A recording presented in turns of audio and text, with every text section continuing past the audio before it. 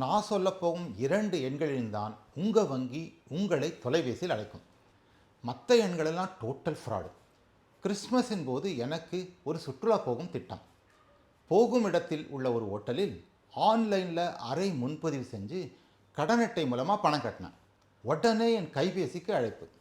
ஹோட்டலுக்கு 30,000 கட்டினது நீங்கன்னா எஸ் சொல்லுங்கள், இல்லைன்னா நோ சொல்லுங்கள்.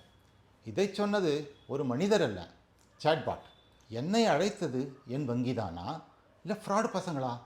கொஞ்சம் சந்தேகம், கொஞ்சம் பயம். அழைத்த எண்ணை கூர்ந்து கவனித்தான். எஸ்ன்னு சொன்னான்.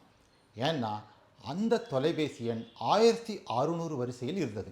வங்கிகள் சேவை மற்றும் பரிவர்த்தனைக்காக வாடிக்கையாளர்களை 1600 வரிசை எண்களிலிருந்து தான் அழைக்க வேண்டும் என்பது டிஆர்ஏஐ மற்றும் ரிசர்வ் வங்கியின் உத்தரவு.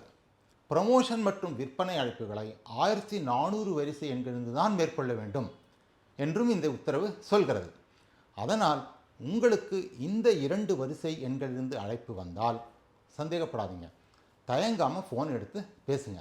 வங்கியிலிருந்து பேசுகிறோன்னு வேறு எந்த எண்களிலிருந்து அழைப்பு வந்தாலும் காலை உடனே டிஸ்கனெக்ட் பண்ணுங்கள். ஏன்னா அது ஃப்ராட் காலாக தான் இருக்கும்.